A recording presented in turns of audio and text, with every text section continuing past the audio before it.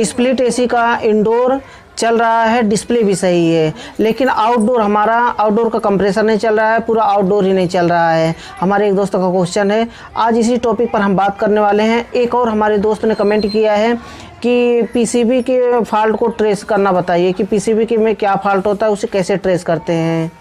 तो इस वीडियो को लास्ट तक देखते रहिए, इन दोनों फॉल्ट को मैं कवर करने वाला हूं और दोनों फॉल्ट एक ही में कवर हो जाएगा, एक ही टॉपिक में, क्योंकि आउटडोर का कंप्रेसर नहीं चल रहा है तो भी वही फॉल्ट होता है पीसीबी का, और पीसीबी का फॉल्ट जो फाइंड आउट करना होता है दोनों सेम है। दोनों को मैं बताना चाहूँगा हमेशा की तरह, अगर आपने अभी तक अमरेश 11 टेक चैनल को सब्सक्राइब नहीं किया है तो नीचे लाल कलर का सब्सक्राइब का बटन है, उसे दबाकर सब्सक्राइब कर लें और बेल आइकन को प्रेस कर दें ताकि हमारे आने वाली न्यू वीडियो की नोटिफिकेशन आपको सबसे पहले मिल सके, क्योंकि दोस्तों हम आपके लिए इसे यूजफुल वीडियो हमेशा लेकर के आते रहते हैं। तो चलिए टॉपिक की बात करते हैं, समय नहीं गंवाते हैं, क्योंकि देखिए होता क्या है, स्प्लिट एयर कंडीशनर में इंडोर और आउटडोर हर किसी को पता है कि स्प्लिट एसी में दो भागों में बटा होता है। एक आउटडोर होता है जो रूम के बाहर लगाया जाता है, एक इंडोर होता है जो रूम के अंदर लगाया जाता है। तो स्प्लिट एसी में अगर आउटडोर नहीं चल रहा है और इंडोर चल रहा है, इंडोर चल रहा है तो उसमें क्या फॉल्ट हो सकते हैं, उसका ब्लोअर नहीं चल रहा है, सिर्फ डिस्प्ले, उसका डिस्प्ले सही है। तो देखिए उसमें फॉल्ट क्या होता है, और इस तरह का फॉल्ट जब आता है तो उसमें डिस्प्ले में E4 का एरर दिखाता है, E4 या फिर E2 ऐसे कुछ एरर दिखाएगा उसमें स्प्लिट एयर कंडीशनर में। अब देखिए इसी के साथ में मैं पीसीबी के फॉल्ट को भी कवर करने वाला हूं। उसमें होता क्या है, देखिए इसके ऊपर मैं ऑलरेडी एक वीडियो बना चुका हूं कि अगर पीसीबी में फॉल्ट होता है तो क्या फॉल्ट होता है, उसमें ऑलरेडी मैं बता चुका हूं। अगर उस वीडियो को आपने नहीं देखा है तो आई बटन में फ्लैश हो रहा है, वहाँ से क्लिक करके उस वीडियो को देख सकते हैं और सीख सकते हैं पीसीबी के अंदर क्या फॉल्ट होता है और उसे कैसे रिपेयर करते हैं। मैं पीसीबी रिपेयर करना भी बताया हूँ कि पीसीबी को कैसे रिपेयर करते हैं। उस वीडियो को अगर आपने नहीं देखा है तो आई बटन में फ्लैश हो रहा है और सभी वीडियो का लिंक आपको डिस्क्रिप्शन में नीचे मिल जाएगा, वहां से क्लिक करके उस वीडियो को देख सकते हैं और सीख सकते हैं पीसीबी को कैसे रिपेयर किया जाता है और पीसीबी के फॉल्ट को कैसे फाइंड आउट किया जाता है। अब देखिए अगर स्प्लिट एसी का इंडोर अगर चल रहा है और आउटडोर नहीं चल रहा है तो उसे कैसे फाइंड आउट करते हैं। सबसे पहले हमें क्या करना होगा कि सबसे पहले हम पीसीबी में चेक करते हैं जो हमारा आउटपुट निकलता है इंडोर से लेकर के। इंडोर तो हमारा चल रहा है तो जाहिर सी बात है कि इनपुट सप्लाई हमारा सही है, न्यूट्रल और फेस हमारा सही है, न्यूट्रल और लाइन। स्प्लिट एयर कंडीशनर में स्प्लिट लाइन और न्यूट्रल लिखा रहता है, एन और एल, तो इनपुट सप्लाई तो सही है क्योंकि हमारा इंडोर चल रहा है। लेकिन अब बात करते हैं आउटडोर की कि आउटडोर हमारा क्यों नहीं चल रहा है। तो आउटडोर के लिए हमारा जो सप्लाई निकलता है लाइन, न्यूट्रल लाइन और कमांड लाइन जो निकलता है, कमांड लाइन जो सीधा कंप्रेसर पे जाता है, तो उसे हम चेक करेंगे कि आउटपुट सप्लाई हमारा निकल रहा है कि नहीं। अगर हमारा आउटपुट सप्लाई निकल रहा है तो फिर देखेंगे कि ऊपर कहीं पे तार, कोई भी वायर लीकेज होगा या फिर कैपेसिटर में प्रॉब्लम होगा। कैपेसिटर का कभी कभी होता है, कैपेसिटर का जो छोटा छोटा पिन निकला रहता है टर्मिनल, वो कभी कभी होता है कि वो जल जाता है। कैपेसिटर का आप देख सकते हैं, कैपेसिटर कभी कभी क्या होता है उसका टर्मिनल जल जाता है, जिसकी वजह से कंप्रेसर हमारा कंप्रेसर नहीं स्टार्ट होता है और फैन मोटर भी। तो जाहिर सी बात है सिंपल सा होता है एयर कंडीशनर में, स्प्लिट एयर कंडीशनर में सिंपल सा होता है कि अगर आउटपुट सप्लाई दे रहा है इंडोर से तो हमें आउटपुट सप्लाई चेक करना है हमारे आउटडोर में कंप्रेसर के पास, वहाँ पर चेक करना है कैपेसिटर के साथ में और उसके साथ जो हमारा इनपुट सप्लाई होता है आउटडोर के साथ में, वहाँ पे हमें चेक करना होता है। तो उसे हम चेक करने के लिए देखिए हमारा आउटपुट यहाँ से निकल रहा है इंडोर से लेकर के, लेकिन हमारा आउटपुट वहाँ पर जा कर के फिर इनपुट नहीं हो रहा है। तो उसके लिए हमें चेक करना होगा। क्लैमीटर की मदद से हम बहुत ही आसानी से चेक कर सकते हैं कि हमारा 220 का करंट यहाँ पे आ रहा है कि नहीं आउटडोर के पास। अगर आ रहा है तो समझ लीजिए कि आउटडोर के अंदर कोई फॉल्ट है, तार लीकेज है या फिर कैपेसिटर प्रॉब्लम है। अब बात करते हैं, आउटडोर तो हमारा हो गया कंप्लीट। अब इंडोर की बात करते हैं कि अगर इंडोर से हमारा आउटपुट सप्लाई नहीं दे रहा है, हमारा इंडोर आउटपुट सप्लाई नहीं दे रहा है, तो उसे कैसे हम फिक्स करते हैं, उसे कैसे चेक करना है।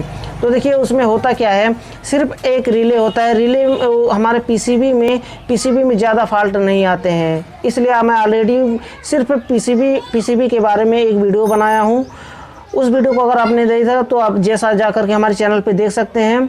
पीसीबी में सिर्फ एक रिले होता है, रिले सिर्फ आउट जो कि कंप्रेसर पे सीधा ले जा करके देता है रिले। अगर रिले हमारा ख़राब होता है तो रिले को कैसे चेक करना है और रिले को कैसे चेंज करना है उसके लिए भी मैं वीडियो बना चुका हूँ।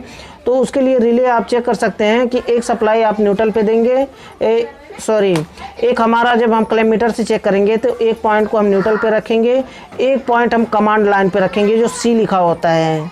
अगर आउटपुट हमारा सप्लाई दे रहा है, अगर सी पे सप्लाई दे रहा है तो समझिए हमारा रिले सही है। अगर सी पे सप्लाई नहीं दे रहा है तो समझिए कि हमारा रिले ख़राब है। और एक चीज़ और, रिले सही रहते हुए भी एक उसमें प्रॉब्लम होता है कि कभी कभी होता है कि रिले में एक पॉइंट होता है उसमें जो इनपुट, सिर्फ उसमें 2 पॉइंट होते हैं रिले में। पहले रिले हम समझते हैं। देखिए आप देख सकते हैं इस तरह से रिले में 2 पॉइंट होते हैं, एक से इनपुट होता है, एक तरफ से आउटपुट होता है, जो कि हमें हमारा कंप्रेसर चालू करने में और बंद करने में हमारा मदद करता है। तो उसमें क्या होता है कि कभी कभी उसका पॉइंट अंदर से उसका पॉइंट जल जाता है। उसमें पतला सा तार लगा होता है कॉपर का, जैसे फ्यूज में लगाया जाता है उस तरह से पतला सा कॉपर का वायर लगा होता है, तार लगा होता है। तो उसे क्या होता है, कभी कभी रिले हमारा वो ख़राब हो जाता है।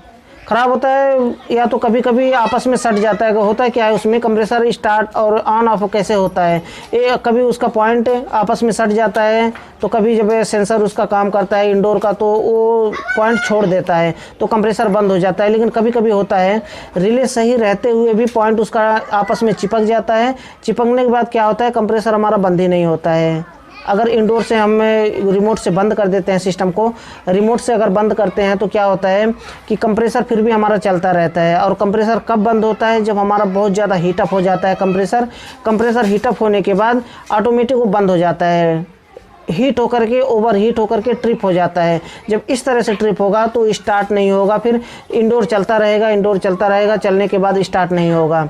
अब बात करते हैं तो अगर हमारा आउट तो फिर कंप्रेसर जब हीटअप हो जाएगा तो उसे ठंडा करने के बाद ही हमारा स्टार्ट होगा हमारा सिस्टम। तो रिले को क्या करेंगे जब हम रिमोट से, तो उसे चेक करने के लिए देखिए अब बात करते हैं कि रिले को कैसे चेक करना है कि रिले हमारा आपस में उसका पॉइंट सट गया है जिससे कंप्रेसर लगातार चल रहा है। तो उसे चेक करने के लिए पहले हम क्या करेंगे कि रिमोट से बंद कर देंगे सिस्टम को, इंडोर से हम बंद कर देंगे।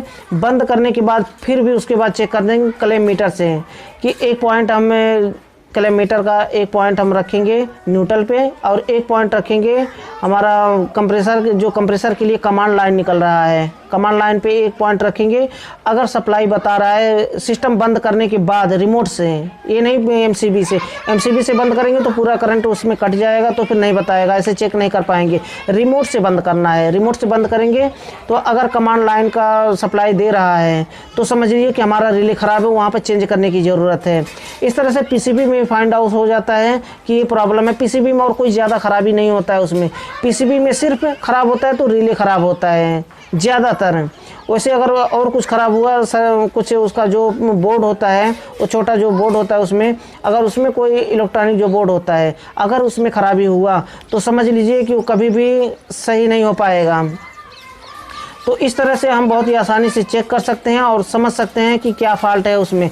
और अब बात करते हैं कि अगर आपका ब्लोअर नहीं चल रहा है तो ब्लोअर, देखिए ब्लोअर नहीं जब चलता है इंडोर का, स्प्लिट एसी में जो ब्लोअर लगा होता है इंडोर का अगर ब्लोअर नहीं चल रहा है तो उसे कैसे फाइंड आउट करेंगे। तो देखिए उसमें मोटर लगा होता है, सिंपल सा होता है, उसमें कुछ भी नहीं होता है। अगर मोटर नहीं चल रहा है तो उसे क्या करें, घुमा करके देखें कि कहीं ऐसा ना हो कि मोटर में, देखिए होता क्या है, मोटर में ज़्यादातर ख़राबी सिर्फ उसका बेयरिंग होता है, बेयरिंग ख़राबी होता है और उसमें कुछ भी नहीं होता है। मोटर या तो मोटर हमारा पूरा जल जाएगा बेंडिंग, या तो होगा उसका बेयरिंग ख़राब होगा। तो बेयरिंग अगर ख़राब होता है तो उसे चेक करने के लिए आप उसे स्क्रू ड्राइवर से या फिर उंगली डाल करके घुमा करके देखेंगे। अगर जाम चल रहा है तो समझ लीजिए कि हमारा मोटर, इसीलिए हमारा ब्लोअर नहीं चल रहा है कि जाम है उसका बेयरिंग अगर जाम होता है तो उसे मोटर सिंपल सा निकाल करके उसे जाए नया बेयरिंग डलवा करके आप सिंपल लगा सकते हैं। अगर उसका बेंडिंग जल गया है तो फिर समझिए कि पूरा मोटर उसका चेंज करना पड़ेगा।